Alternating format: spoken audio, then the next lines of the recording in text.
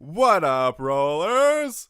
Thank you for joining us on what is going to be another fantastic episode of the Roots of Life podcast. Just want to take a quick moment, say thank you. If you want to reach out to us or want to check out any of our other material, you can find us at rootsoflifepodcast.com. You can find us on Facebook, Twitter, Instagram at Roots of Life Podcast.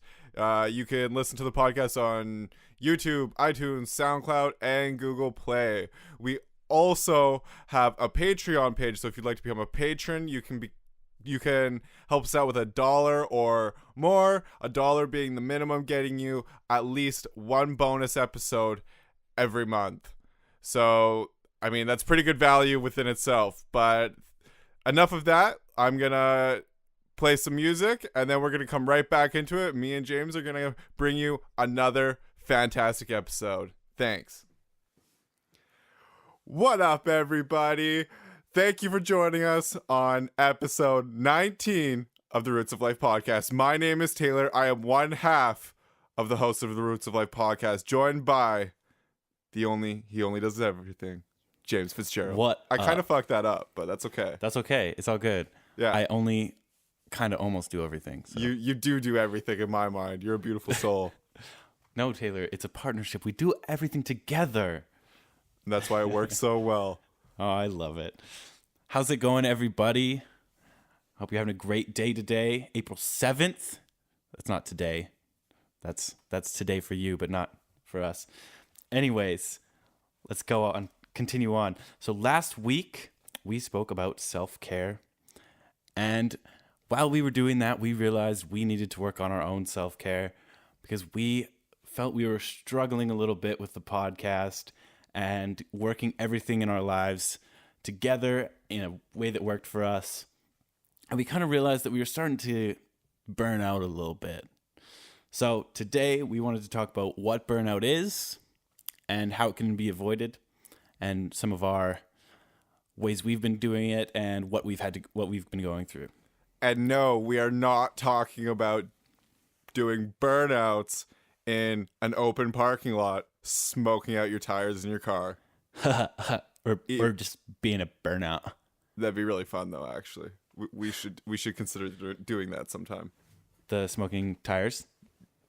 Yeah, or just getting burned out, like smoking a fat joint or something. Yeah, I mean, either way, it's probably a good time. Yeah, either one. I'm easy. It's okay. We all know you're easy, Taylor. We all know. Whoa, that was dirty. I'm just kidding. So, yes, as you said, Jimmy, we talked about self-love and self-care. And now Yes. I read something particular that I instantly I related to it when I read it the other week. It said that the average podcast only gets to about episode 20 before people stop creating them or they give up on them for whatever reason. And being that this is episode 19, we are coming very close to that 20 episode mark. So first off, I want to say thank you to everybody who has been with us on this journey and listening to the Roots of Life podcast, because you're the best and we appreciate you and we thank you. So, but that made me concerned because it was like, I had felt internally we had discussed that we were having a bit of a hard time finding the time and making the time to come together to do it. And, we were still doing all the work necessary, but we weren't, I guess, necessarily doing it together as much. We just we knew our tasks and we were taking upon ourselves to do them and make sure they got done.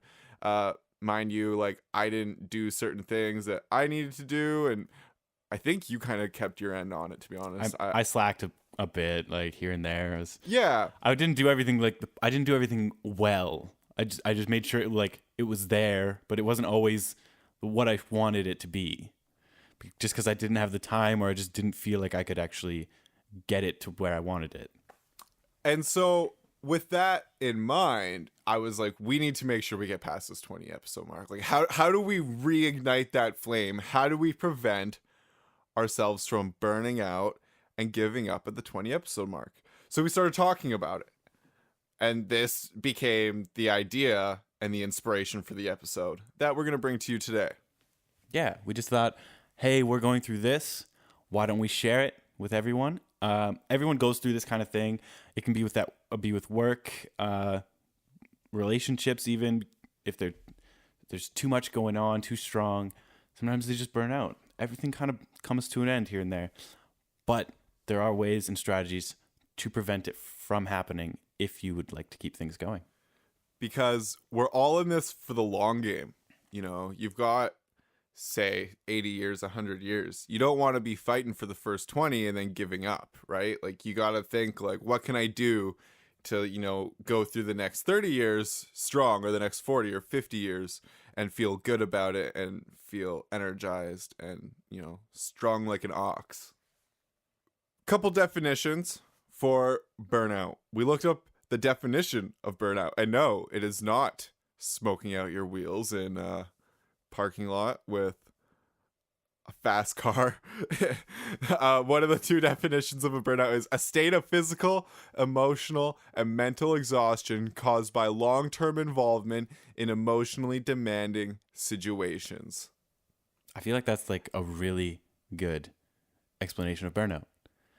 It kind of covers everything. It covers work, social life, relationships, just everything you'd have to do in your life. It covers it. Because I feel burnout can happen anywhere in any part of your life, not just at work, where people talk about occupational burnout, which is like a big problem for a lot of people. If you had to explain to someone, like, what does it feel like to feel burned out? So I'd explain it kind of as you start to lack motivation for even wanting to go to work to start with, because we all know, like, that first job you kind of have that that anxious like excitement to go, and you start working and you're always kind of excited to be there for at least the first week, and then you kind of get into the groove and you know what you got to do, and you kind of just want to like prove yourself, be that guy that's like awesome at what you do. So you keep your job because it sucks that first like 30 days or 3 months, whatever it is, where you're on probation period, where they can just be like, oh, sorry, you're not working out. So you got to be like the best employee ever. And then you start to burn out a little bit. You get to that point where you're like, oh man, I got to go to work again. And maybe you don't do the tasks as well as you should have, or you start to neglect certain tasks. And you maybe start to withdraw a little bit from work, maybe withdraw a little bit from coworkers. You start to just do the work and not talk to the coworkers as much, and then leave right away when you're done. And then, or maybe you're doing the bare minimum. Yeah, the bare minimum of the workload you need. And then it becomes maybe that you are physically and emotionally drained. You can't really cope with it anymore. And that's like there's like extreme burnout where it gets to the point where people are stuck in a job for whatever life situations they have. And it can end up being like these people work so hard all week long, and that's all they end up doing. And they get so physically and emotionally drained that there have been like actual physical collapses where people actually need like medical attention.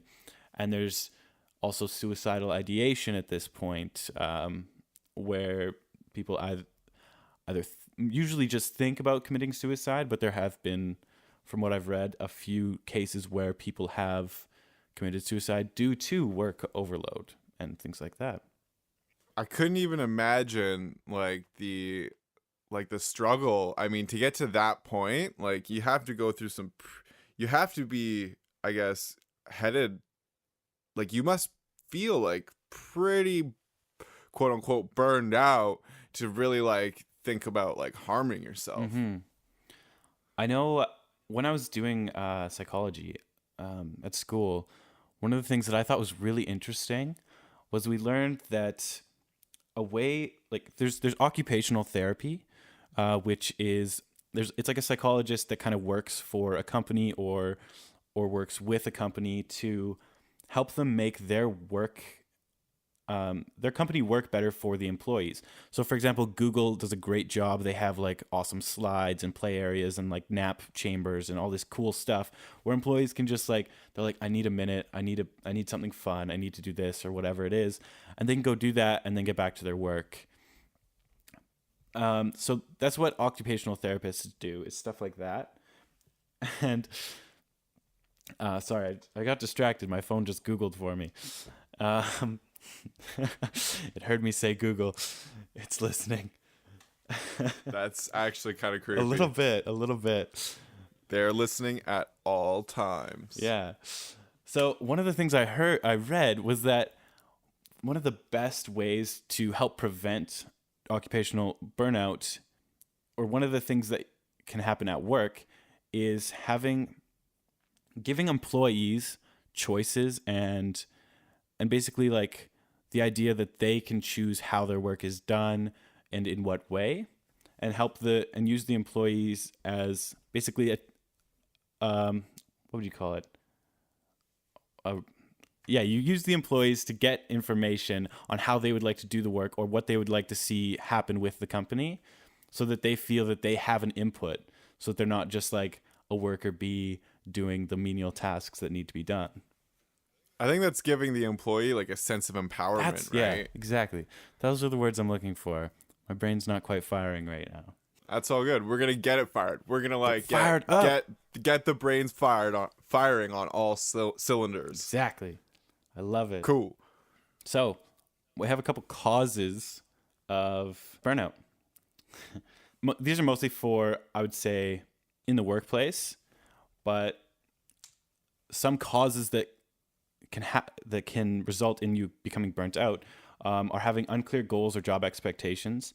I mean, that could also be for personal relationships. If you're unclear as to whether this person likes you or not, and you're pulling out all the best moves you got, and you're putting all of this emotion into trying to get this person or be the best you can be for this person, and you're not sure where it's going to go or the expectations they have of you, then I guess that could work as well. Working with dysfunctional organization or a dysfunctional team, to be honest, I think that was one of our problems. We kind of got to a point where we knew what we needed to do, so we were both working on it, but we didn't organize it to a point where we both like would talk about things and have things planned ahead of time. We would just go off when we knew we needed to do something.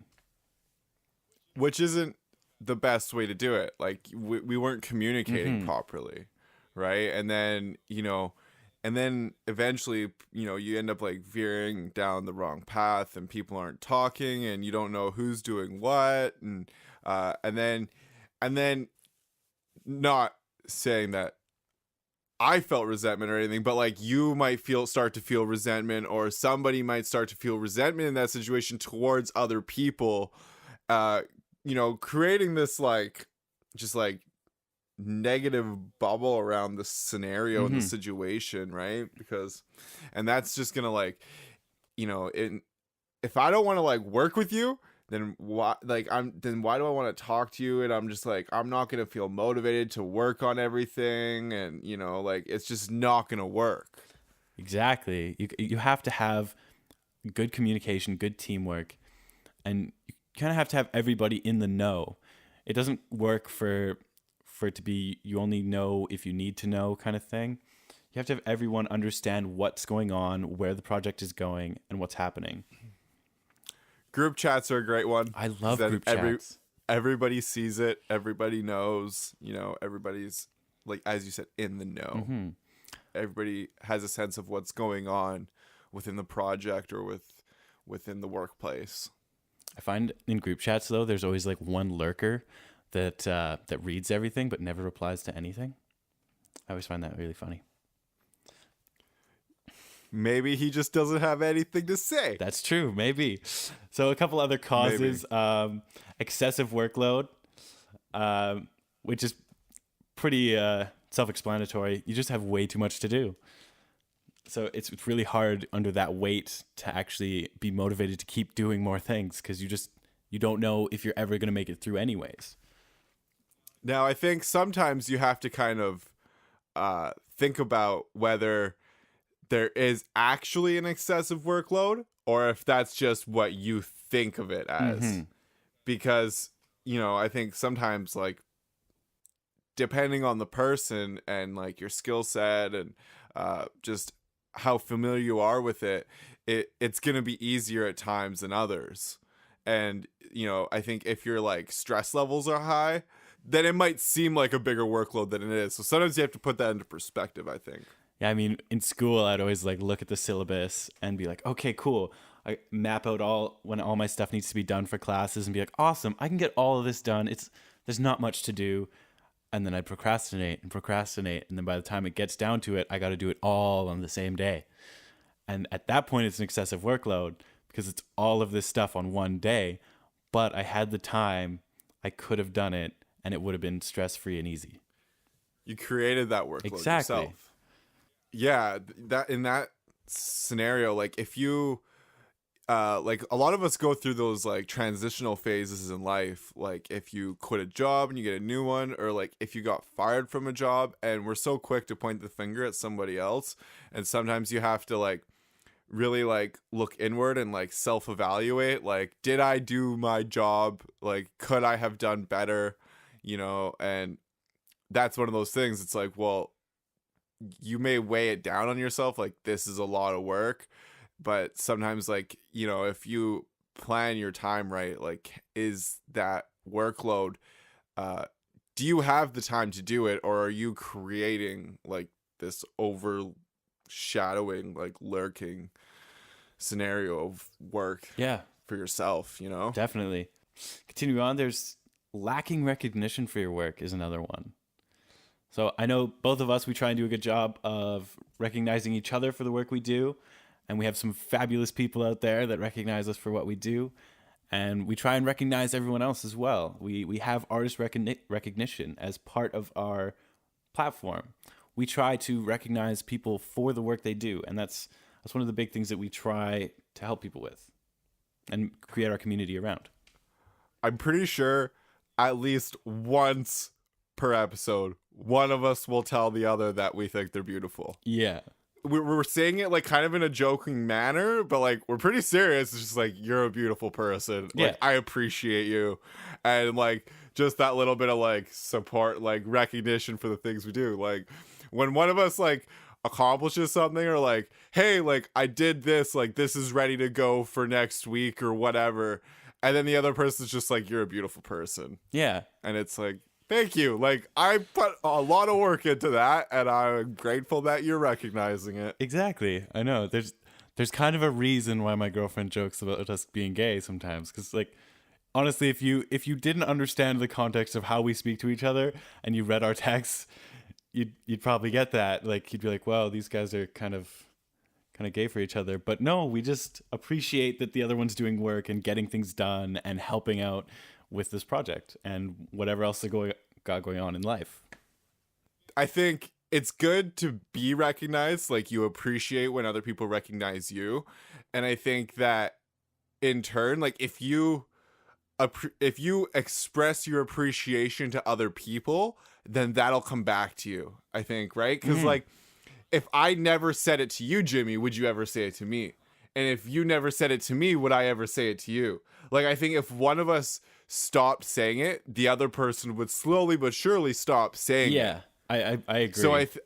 So I think that if you are noticing that, like, you're feeling underappreciated and you're feeling undervalued, then make it a point to say to somebody else, like, thank you for doing that, or I appreciate your work. And then hopefully it may take some time, but when you acknowledge other people, they will begin to acknowledge you, unless they're just really not into it. Just but mean I people. think generally, right? Yeah. Like, people like that feeling. People want to be noticed and people want to be appreciated. And so if you can do that for somebody else, then they are very likely to return the favor. I like it. Yeah.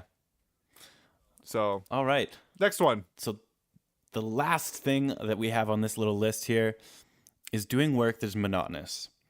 So I know I used to do construction, and basically my job was to dig holes. And some days my job was to dig holes and then fill them back in because they had nothing else for me to do. That sounds horrible. Yes, it was awful and boring and just sucked. But they were like, well, we need you here for like at 2:00 when these things come in so you can carry them over there. But until then, just dig a hole and then fill it in, and then dig another hole and fill it in, and then clean up the job site if there's anything. And once you've done that, dig another hole. Like, and after a while, you just get so bored, and you just like it's low stimulation work. You don't want to do it anymore. And if that's all your job is, that's gotta suck. Like, It's gonna start to take a gonna toll on hurt. you over Yeah. time. You're gonna go to work 5 days a week, and after week 4, you're gonna be like, damn it, I've built 8 holes, or I've dug 8 holes, and these holes like aren't even here to like notice like my hard work. Yeah. You know, like, or like they're not there for somebody else to notice your hard work. I think that's part of why I like creative avenues and like creative things, is because I, at the end of it, like I've built something, whether it be like a song or a painting or a drawing, and it's like I have something to show for it. yeah. That would weigh me down, as if I was just like digging a hole just to fill it in. I'd go mental because there's like nothing to show for it, and like that is something that I like my dad being a carpenter, he used to say, he was like, that was why he liked doing carpentry, was because at the end of the project, like he had something to show for his labor. Yeah. That was earlier on when I was doing like labor work for a construction company. Later on, they did I did start doing other stuff for them just because I'd worked for them for so long. I learned how to do things. And by the end of it, you're like, oh, cool, I actually helped build this house. I didn't just like clean up. So, Yeah. yeah. Yeah. There's like skyscraper. Like I helped build a apartment condo building downtown Vancouver a few years back when I was still in that same field. Mm-hmm. And now every time I drive by it, I'm like, I helped build that thing. And it's like 38 floors high. Nice. Yeah, there's a Yeah, couple it's like $1 million houses that are all run by like an iPad basically that I helped like build Whoa. structurally, and I'm like that house is like leading edge technology, and like I helped. I just feel awesome about it, but You are such a badass. I mean, I didn't do any of the cool part. I just put structurally. Nobody needs to know. Shh, don't tell. Anyways, Awesome. So that is burning out. That is some of the things that can cause you to burn out.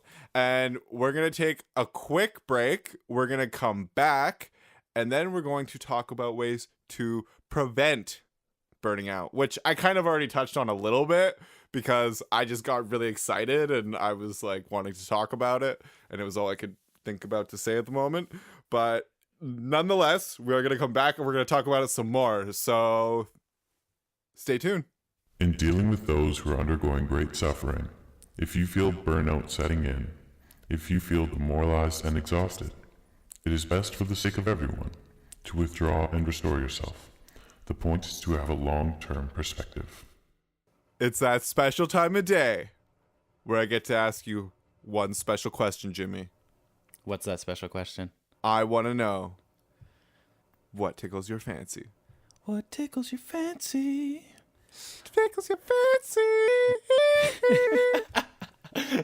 That might be copyright, just saying. Fuck no. Well, I wrote this one because I just did 2 24-hour shifts back to back. So I was 48 hours straight away from home. So I like sleeping in your own bed. It's like the best feeling when you can come home and just lay down in your own bed and you're not in like a really hard with work bed with a straw pillow. It's not actually made of straw, but it feels like it.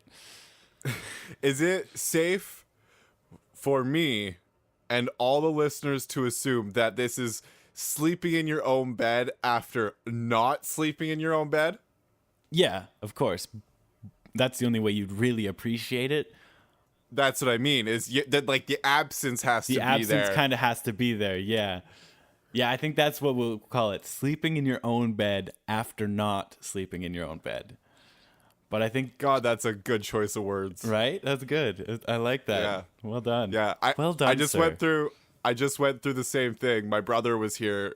My teenage brother is on spring break right now, and he came over from our hometown where he still lives with my mother and stayed with me for a few days. And of course, me being such a gentleman, I gave him my bed and I slept on the couch for 3 nights. Was it the death couch?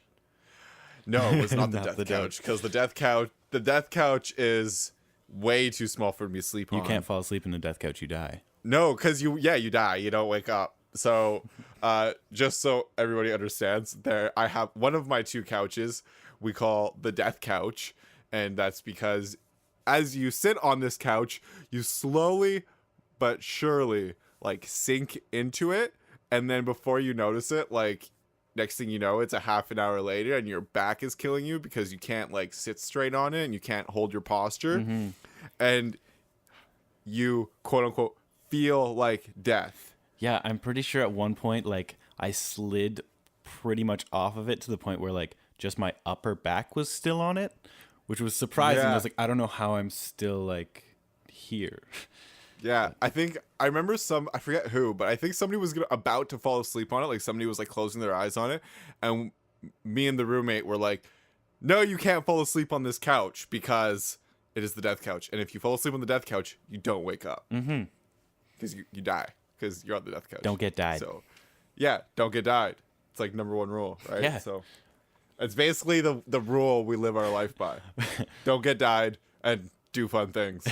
I think there's like 3 rules, right? First rule, don't get died. Second rule, fuck lids. Shout out. Fuck lids. Shout out. You know who you are. Third rule, safety. Safety comes third. Always. Safety. Safety third, people. Don't be silly. Just kidding. But anyways, Taylor, what tickles your fancy? Now, I know there's some people who don't like this person, but I love this person. Well, those people are wrong. He's tall. He's handsome. He's funny. He's everything you want in a man. His name is Will Ferrell. I love Will Ferrell movies. Will Ferrell movies are like my favorite. Almost every Will Ferrell movie that I've seen, I'm like, fuck, this movie's good. And some of his movies are like some of my favorite movies, and I go back and I've like rewatched them like 100 times. We were just talking about very Talladega Nights the other day. hyperbolic, but We'd both just watched it. yeah, we did. Yeah, I showed my girlfriend that movie, like, and she had never seen it.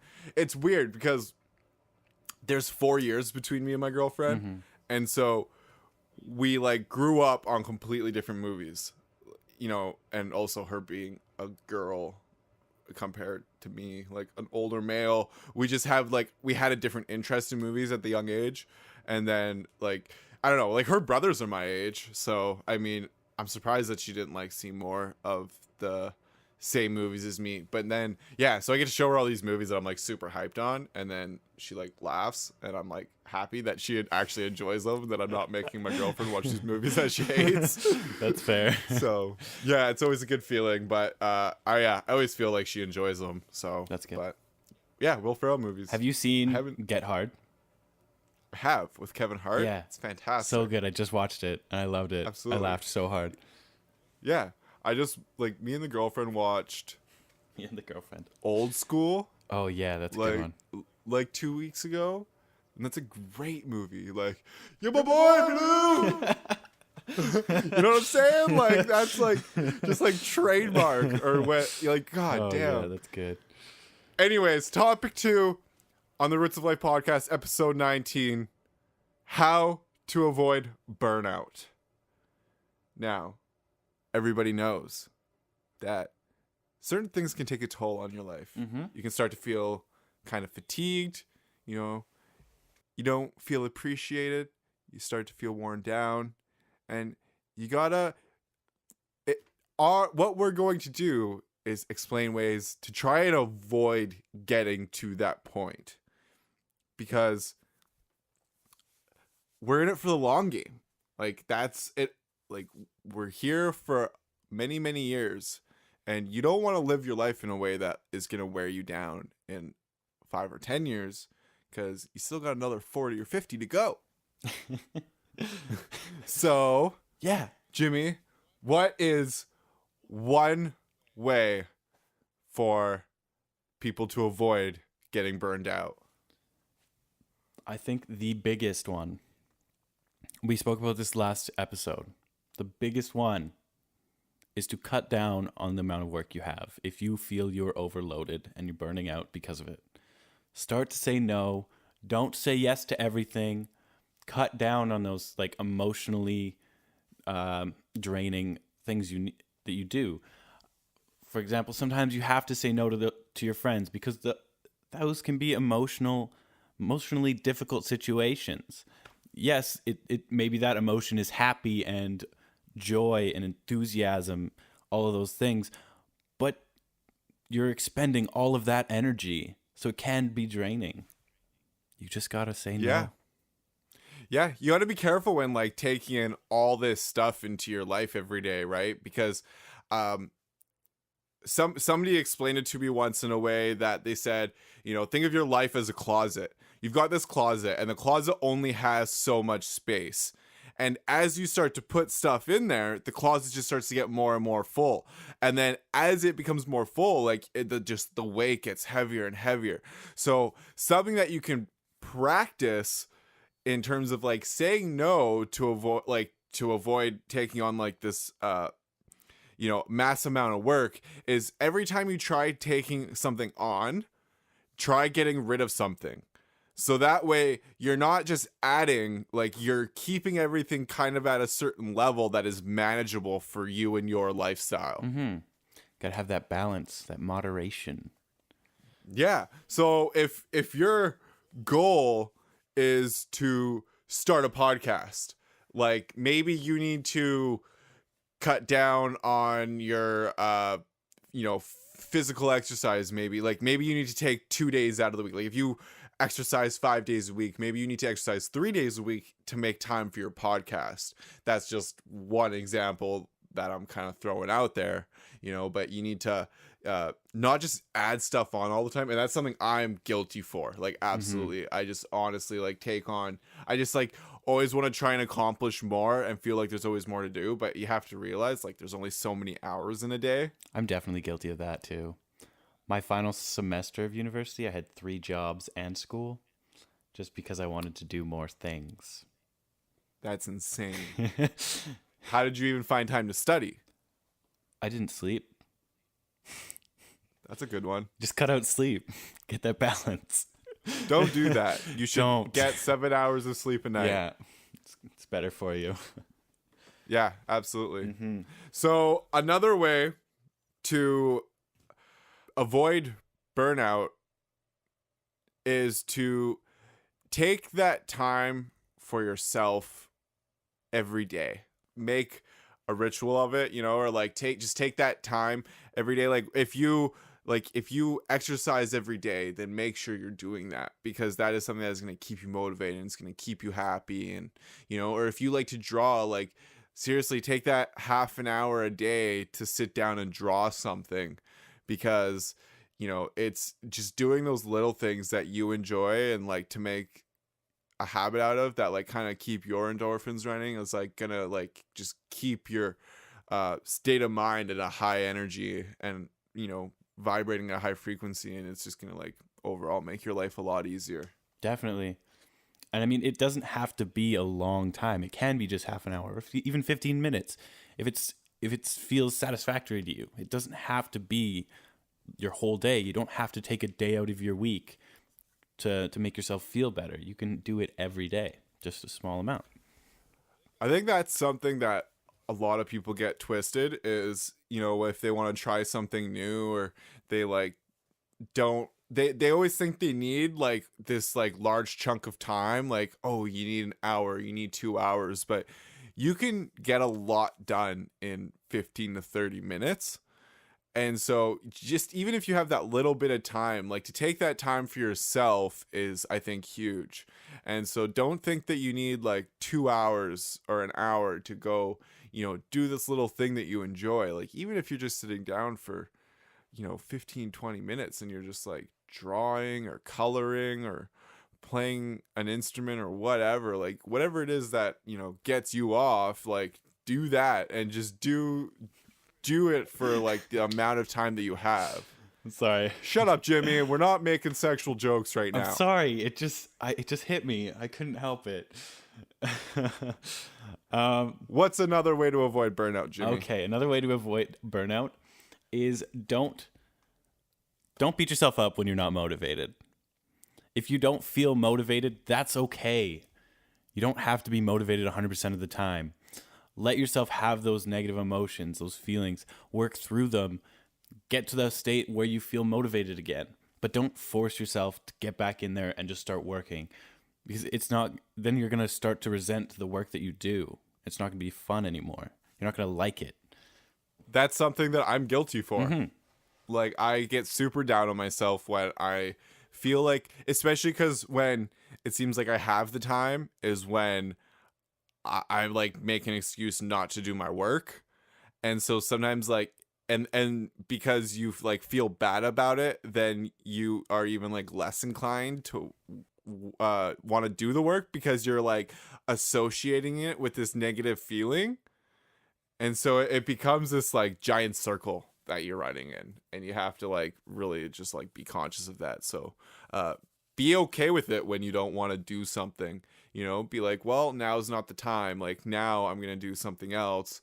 And, like really just like be at ease with it, be at peace. It's cool. You'll get to it another day. And yeah, exactly.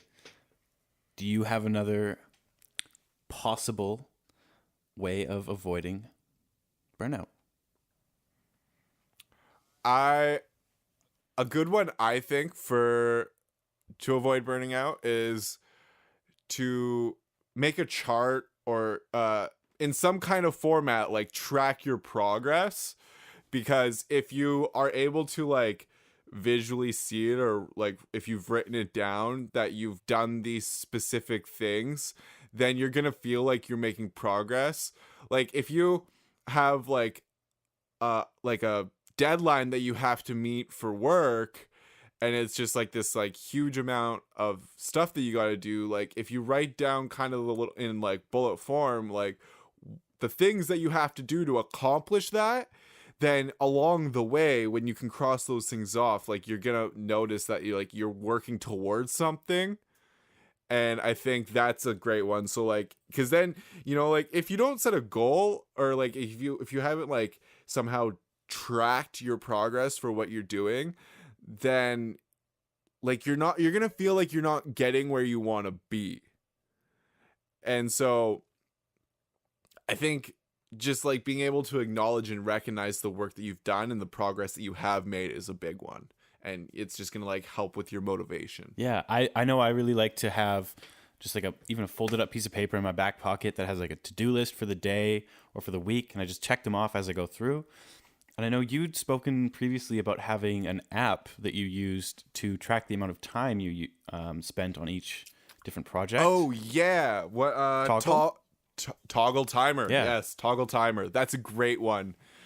You have like different projects. Like I have one for the podcast, and I basically just like I have different things within the podcast that like are like I guess like sub folders, different projects within that project. Yeah. And so like if we're recording, like I set it like I just press start, and it's for people who like work with different clients, and so you can basically like track the amount of time that you've spent on that each week. If I'm editing, then I like start the timer, and then when I'm done editing, I stop the timer, and then over a month it shows me how much time I've spent on that. And then that just makes me like, it's like at that point it's viable and it's recognizable, and I don't feel like I'm just like doing stuff for the point of doing it, like, but I feel like I've actually made progress. Mm-hmm. So yes, that is a great one. Yeah. If you need some way of tracking your progress, Toggle Timer. It's a great one. There's I think there's a website version of it as well. I find that the app version on my iPhone, like isn't as good, and it kind of has a couple little weird bugs that I'm not a fan of. So there is a web version of it. There's a free version for like basic needs, which is what I use. There is also like you paid subscription versions of it as well. I think if you run a business and you need to like keep track of the amount of time that you're working on stuff for clients and whatnot, that's a good one. So yeah, you should check that out. Yeah, shout out to Bam. Toggle Timer. We do not get paid Not at all to talk about that app. I think what goes along really well with that actually is breaking up the projects that you're doing into smaller pieces. So saying, okay, I need to get this intro for this podcast done. I need to have that done. Now I need to do this first topic, second topic, what tickles your fancy. So that's what we have. We have everything broken down in a way that kind of works for us, so we know where we are while recording. And we also have, during the week, we have everything broken up so we know what needs to be done for what day and when it needs to be done. So we just kind of break things down and we know which parts need to get finished. And that's what kind of works for us. So breaking things down kind of makes it easier so that you're not overwhelmed with the amount of work. Because if I told you that we have 3 blog posts and podcasts that go out every week and you had to do them all right now, it would be a little overwhelming. But if I told you that you can do them over the course of a week, or even over a course of 2 if you want, like it's a lot easier to have those things done. Yeah, absolutely. Again, it just gives you a way of like charting everything and like, setting time aside for each task rather than just like having this like overshadowing, looming giant body of work that you have to try and work through in the next couple days. I think another good way of avoiding burnout is to take micro breaks. I think a big one is to like a change of scene is like very important, because if you work in an office and you work 8 hours a day and you're sitting at a desk, go for a walk on your break or whatever, because like that fresh air, just that change of scene is like gonna give your brain a break, and it's gonna like feel rejuvenated just from like literally, I think it's from like literally just like taking in different data. Just visually seeing different things. It's like a new form of stimulation that day. It's just like energy for your brain, because I think if you're like looking at the same thing and sitting in the same spot and staring at the same walls for 8 hours a day, like it's just gonna feel very monotonous, and you're gonna get like I feel like I would get burned out. Oh, definitely. I know when I work in, like, I've worked in some studios, and some studios have no windows. I go crazy, because then you walk outside after like 4 hours and it's just so bright, and then you're like and like you're just kind of like disoriented and you don't know what time it is, and it's super weird and unsettling. And so I specifically like windows. One of the first things I do when I wake up in the day is open all my blinds and turn on all the lights in my house, because I just like have this need. And so I think a change of scene is important once in a while, like go for a little walk, go for a little like, I mean, even if it's like in the middle of your work shift or something, go for a quick walk around the office or outside around the block quickly, do what you got to do just to kind of change it up. And if you do that once in a while, it's something I implement a lot as when I'm doing studio work, is just because we take ear breaks, because your ears become like numb to the frequencies after a while. I literally just like, I get up and I go walk around, and I'll like walk outside for 5 minutes, and then I come back. It just gives my like brain time to readjust and to the natural world. Fair enough. I mean, I would also just suggest that if you are doing a walk every day, maybe don't do the same walk every day, because then that walk will become monotonous, and it's in a sense as well. Maybe try and change it up a little bit here and there. Maybe each week change it up, or every other day, something like that. Yeah, it's important to let your mind wander, and if you're doing the same path every day, then your brain will stop to think about, like, your brain won't have to think about it, because it's like driving. Like, when you drive the same route to work every day, like, you don't really have to think about it, because you're so used to driving, and you like, your brain knows the route to get to work. Try driving a different route to work, even if it's like maybe not the most efficient way. I mean, obviously, like, if you have to drive on like a highway or something, and you like, you don't want to drive through like random little towns, because it's going to add like a significant amount of time. But if there's like a little detour, which is maybe like an extra couple blocks or whatever, like, try that. Like, that can always be refreshing, because that way your brain is not just like on autopilot. Like, you actually kind of have to think about the turns that you're taking and the routes that you're taking, and you can apply that same practice to your walks. Is because, like, just try walking a different way. It just activates your brain in a different way. Yeah, it gets different neurons firing. It's not always just the same ones. Yeah, totally. Okay, another one. We've got lots. So another way you can help yourself to avoid downtime is writing yourself fan mail.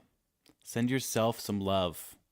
I mean, that one's not always like something that people feel comfortable with, but I think writing down how you feel about your own work is good.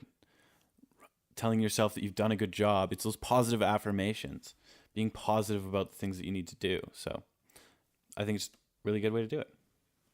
Dude, I love that shit. Like, I'm huge on that one, because I've never written myself fan mail per se, but like, I use my morning pages for that exact purpose. I use the time in the morning to like just get my thoughts out of the way, and it's like, if I have anything negative to say, I get it there, and then it's like, I don't really have this desire to express these negative thoughts and ideas, because I've already done it.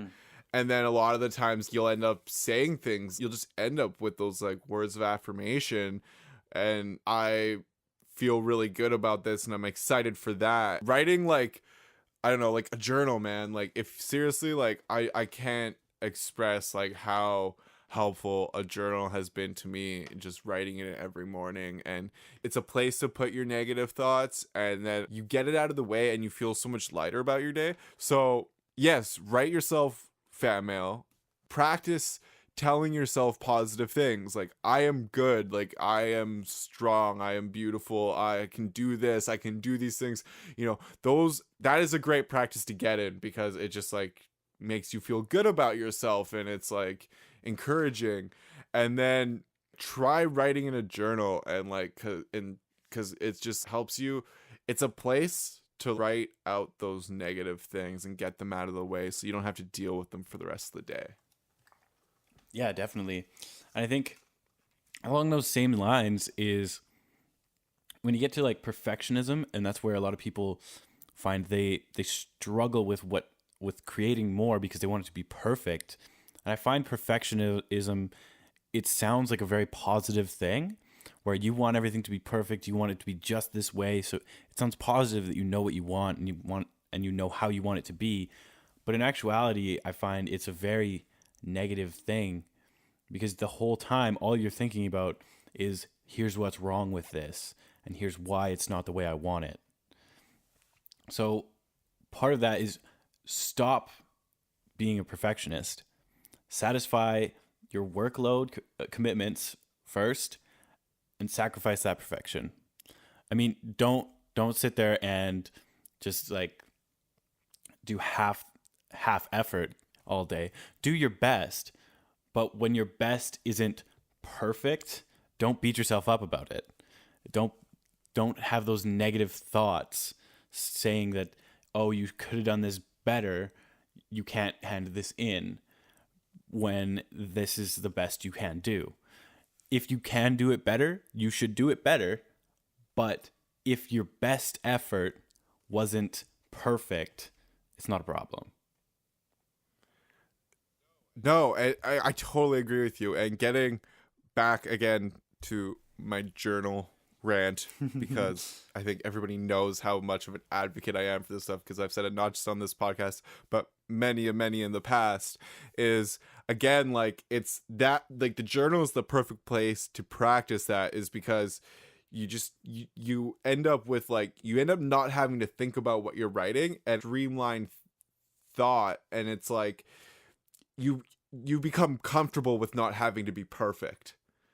You become comfortable with writing things out, and just leaving it as it is, because like for me, like I don't go back, I don't read what I've written in the past. Like there's just no need. All it is to like get it out, and like being comfortable with what I'm writing. That's all it is.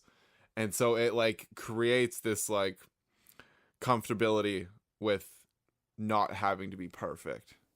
I think that is the essence of how you avoid burnout. Like everything we've just said there, like that's from my eyes, that's all you can do. You got to just work to be more positive, kind of like allow yourself to have those negative thoughts and those negative feelings about yourself, but don't internalize them. Like think about them and say, okay, I'm not motivated.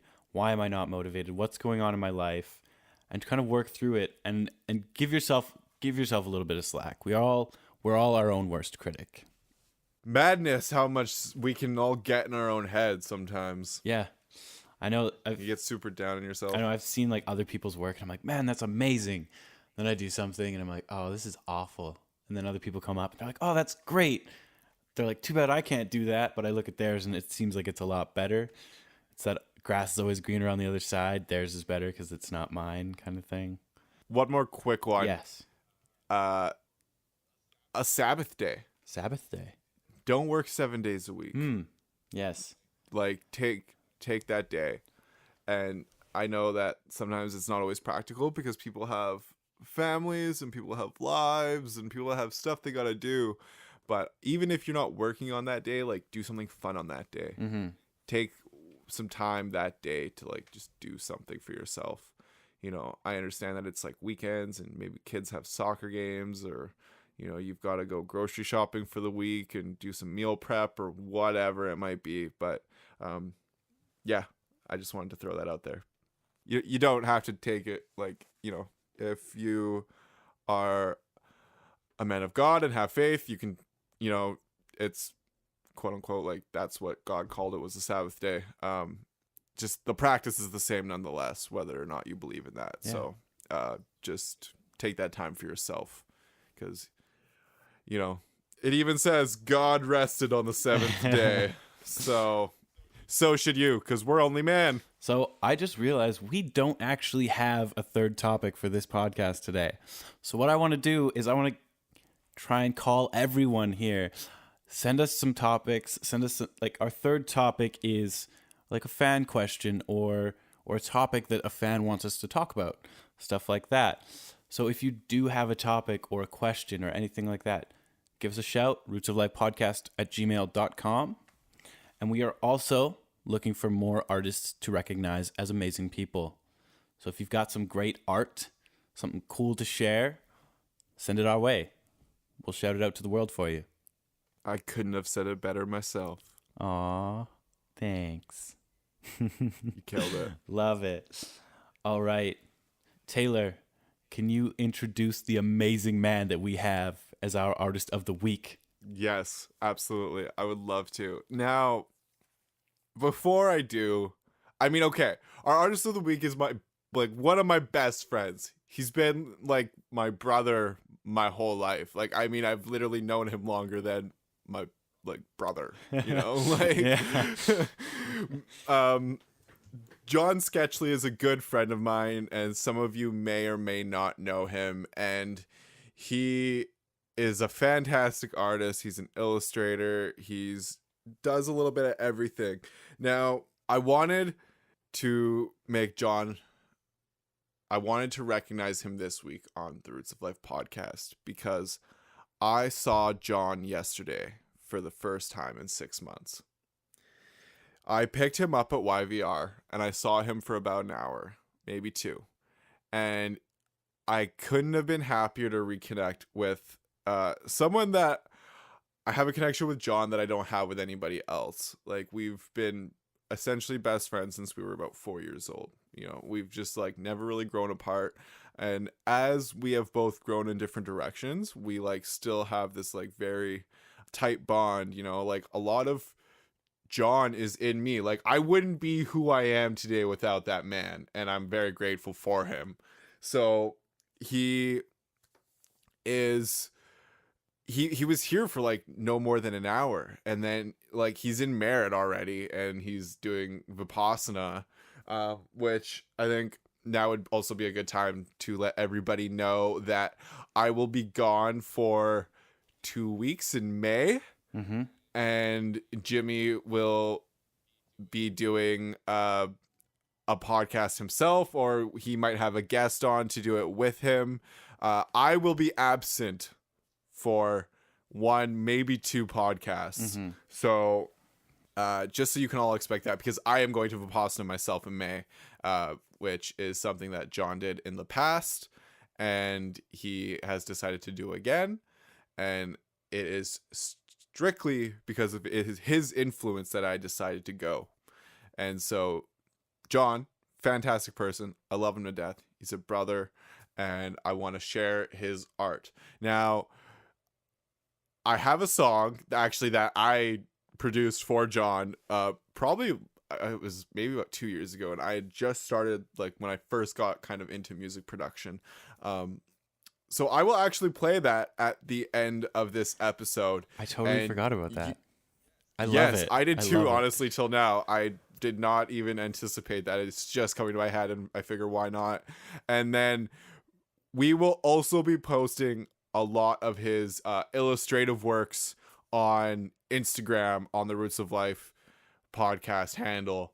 So you can keep an eye out for that on Instagram. Yeah, I really love his art, actually. Every time I go to your house, because you have it all over your walls.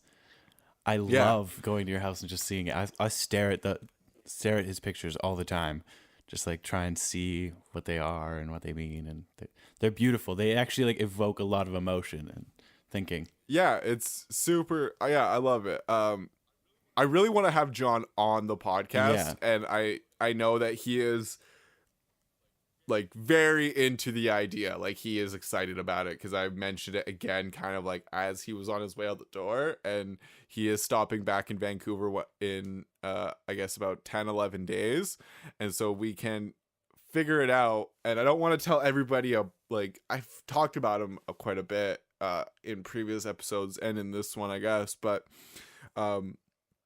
yeah, I've got a lot of John's art around my house because, as I said, he went traveling for 6 months and he needed somewhere to keep a lot of his stuff. And so John is practicing a minimalist lifestyle.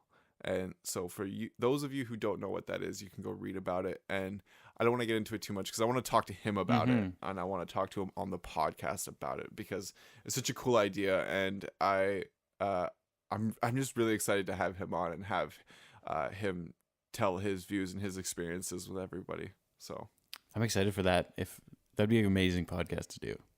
I'm great. That'd be great. It is, and it will be. So I'm really excited for it. So you can all keep your ears out for that. We will keep everybody updated as the time goes on with what our plans are and when we're all going to when we're gonna figure that out and when we'll be able to get him on and what date that episode will be going live.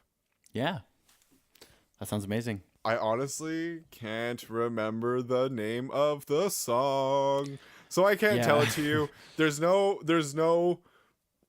pardon me, there's no social media handles. John is pretty offline, I guess. Yeah. Like, I don't know how you put that quote. He doesn't have like a public really Facebook profile. He keeps it pretty discreet. He doesn't have Instagram or any other social media handles, so there's no need to go looking anywhere.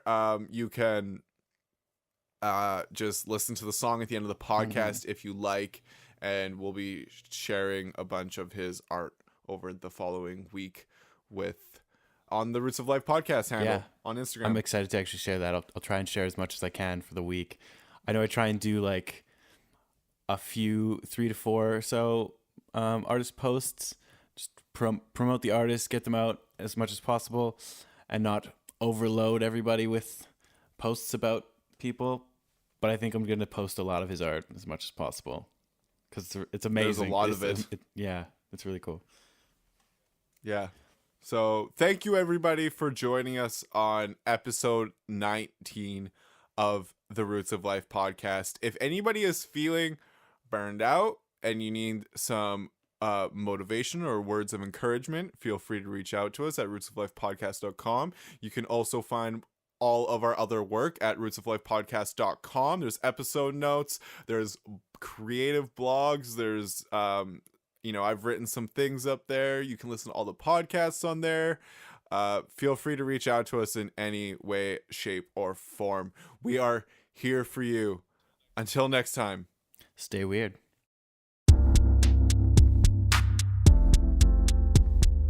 From the Amazon. Try and stop the high-end offer, the plant doctor, ayahuasca, the downloadable slung guy in software. Healing all the silent islands that lay inside the mind's asylum. All the pain under the eyelids, just don't forget that you're the pilot. I am the author of my ayahuasca. I am the pilot, I am the potter. I paint and I solder, my mind is the water, the waves that I fathered. Machine welded snakeskin, a dream held dear naked. It's ripe for the taking, it's ripe for the taking. Plug in and drink up, plug in and drink up, plug in and drink up, plug in and drink up. Click all the updates, sync up to your heart rate. Click all the updates, sync up to your heart rate. Ayahuasca, Prian's offer, let to move through you and prosper. Yes, it's mystical like the flying saucer. Guy and mother, morphing other, the self-reflection of our fathers. Fused in a few-line helical timeline. Climb the ladder where the snakes have gathered, twisting up the DNA stature. I climb the pathway to God. He is pulsing, breathing, purging out sound, vibrating in the icaros my eyes have found. The shaman is thrusting the infinite bound. I can actually see the sound. The shaman is thrusting the infinite bounded incident that we call existence. I am the author of my ayahuasca. I am the pilot, I am the potter. I paint and I solder, my mind is the water, the waves that I father. Machine welded snakeskin, a dream held near naked. It's ripe for the taking, it's ripe for the taking. Go ahead and take it. Plug in and drink up, plug in and drink up. Plug in and drink up, click all the updates, sync up to your heart rate. Click all the updates, sync up to the heart rate.